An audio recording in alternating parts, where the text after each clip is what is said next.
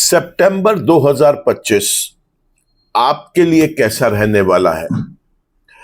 हर एक व्यक्ति की जिज्ञासा होती है, जैसे कोई नया महीना शुरू होता है वो जानना चाहते हैं कि नौ ग्रह इस महीने में हमारे लिए कब शुभ रहेंगे, कब अशुभ रहेंगे।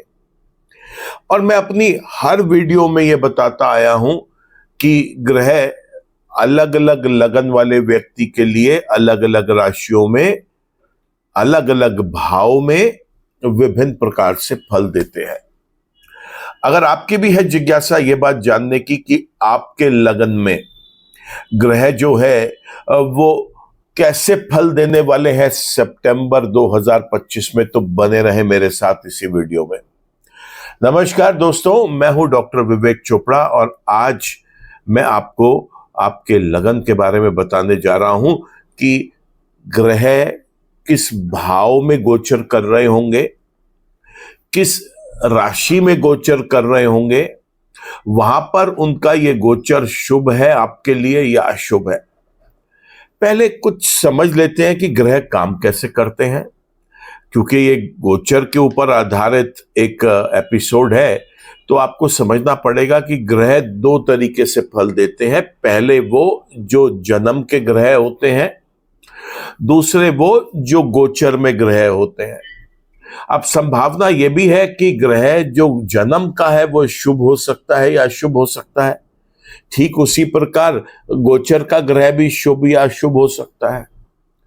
तो ये चार प्रकार के कॉम्बिनेशंस यहां पर बनेंगे। पहला वो जिसमें ग्रह जन्म का भी शुभ है और गोचर का भी शुभ है, बहुत अच्छी बात है, अच्छे रिजल्ट्स देगा। ग्रह जन्म का तो शुभ है लेकिन गोचर में कुछ समय के लिए अशुभ हो गया, बहुत चिंता करने की आवश्यकता नहीं है, क्योंकि केवल शुभता में थोड़ी सी कमी आएगी, अशुभ कुछ नहीं होगा। अब ले लेते हैं इस बात को कि ग्रह जन्म का भी अशुभ है और गोचर में वो शुभ। मैं आपको बता रहा हूं कि वो इस राशि वाले व्यक्ति के लिए, इस लगन वाले व्यक्ति के लिए शुभ है। बात कर लेते हैं अब हम इस बात के ऊपर कि अगर ग्रह जन्म का अशुभ है और गोचर में शुभ हो गया, तो बिल्कुल भी इस बात के ऊपर प्रसन्न होने की आवश्यकता नहीं है, क्योंकि जन्म का वो ग्रह अशुभ है, गोचर में शुभ हुआ है तो वो केवल अपनी कुछ परेशानियों में आपको कमी लेके आएगा, या यूं कह लीजिए कि उसकी नेगेटिविटी कुछ कम होगी, पॉजिटिव तो कुछ नहीं हो पाएगा।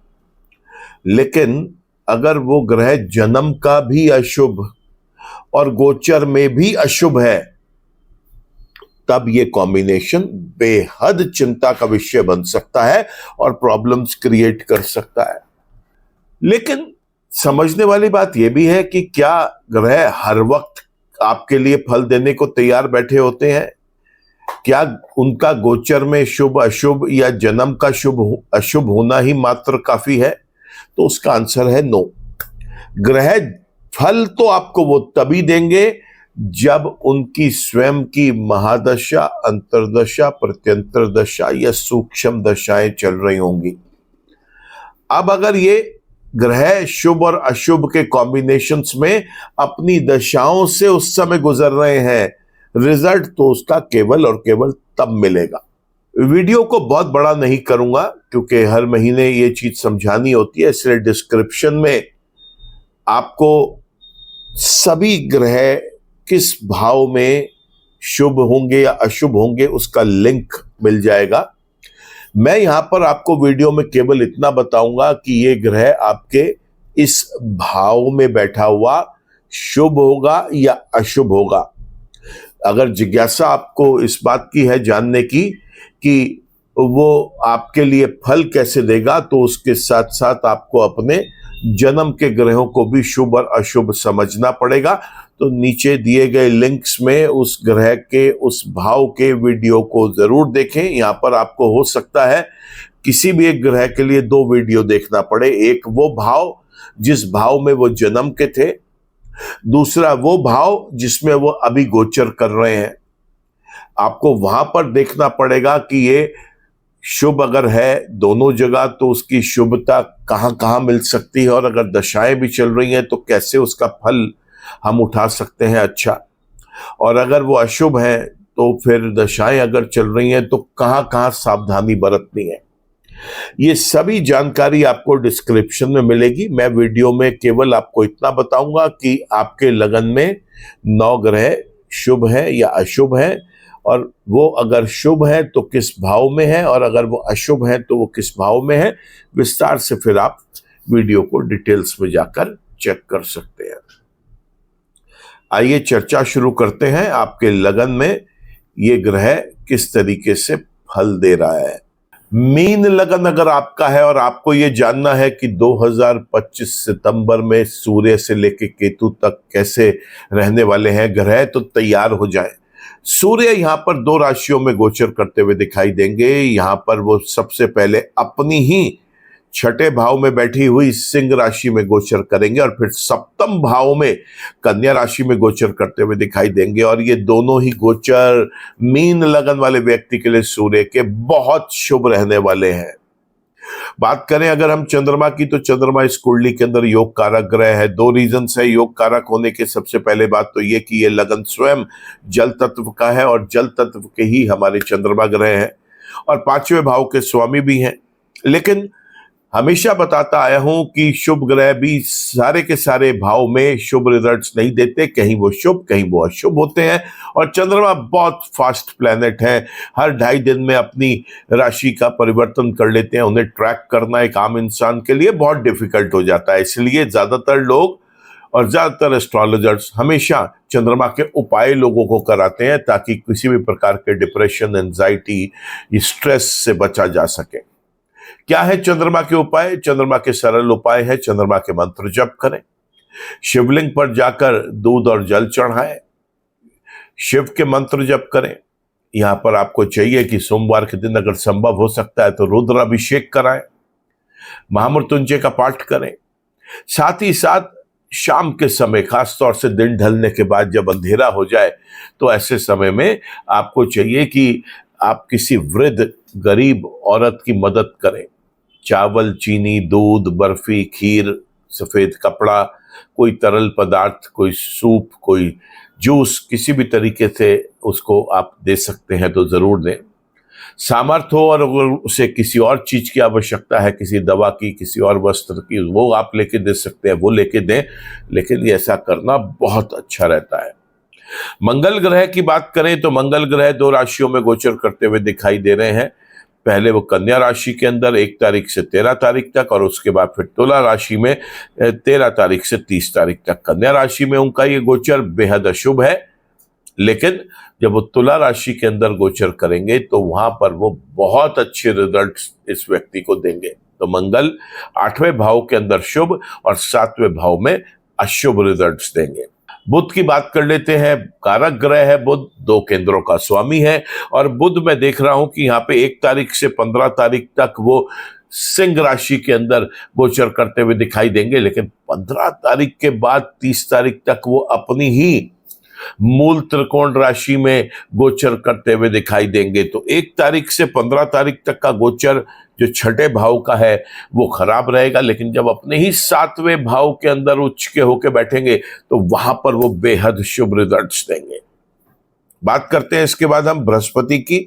लगन के स्वामी भी हैं और कुंडली के 4थे भाव में बैठे हैं गोचर करते हुए, और यहां पर वो बेहद शुभ रिजल्ट्स देते हैं। तो बृहस्पति यहां पर इस लगन वाले व्यक्ति को शुभ रिजल्ट्स देते हुए दिखाई देंगे।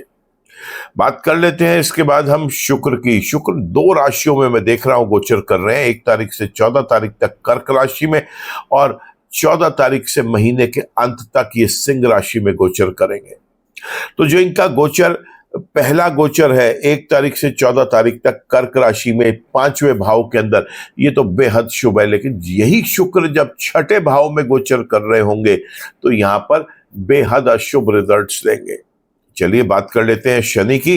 तो शनि जो है वो लगन में ही गोचर कर रहे हैं, और अभी 2 साल और लगभग उन्होंने यहाँ लगन में पहले भाव में ही गोचर करते हुए आपको दिखना है, और इनका ये गोचर बेहद शुभ रहेगा इस लगन वाले व्यक्ति के लिए।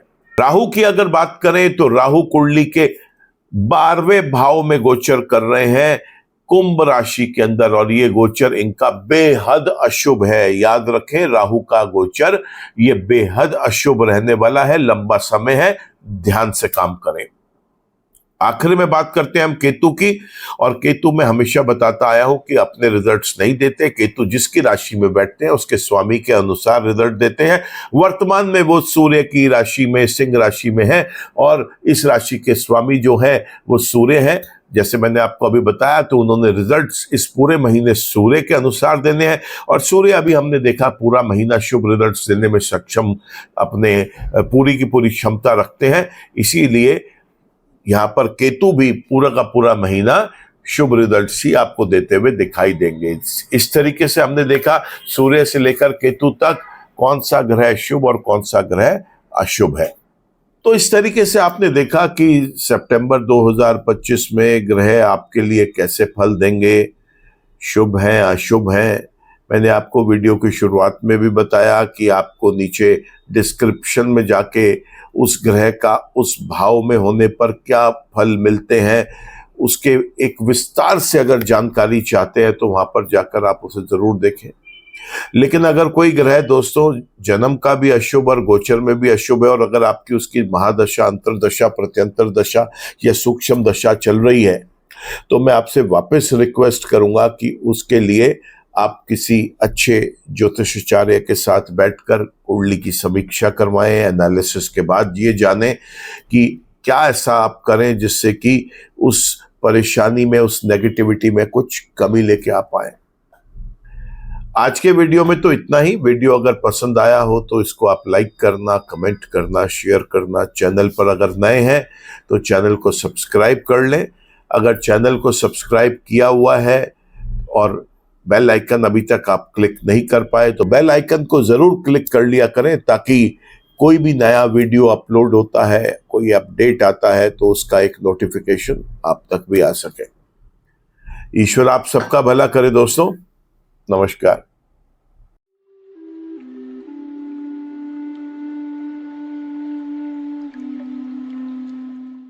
जीवन की सभी प्रकार की व्यक्तिगत, पारिवारिक और व्यावसायिक समस्याओं के समाधान के लिए तुरंत संपर्क करें। डॉक्टर विवेक चोपड़ा, पीएचडी, गोल्ड मेडलिस्ट, विश्व विख्यात ज्योतिषाचार्य एवं वास्तु एक्सपर्ट। कॉल अथवा व्हाट्सएप करें 9311131069 9212431069।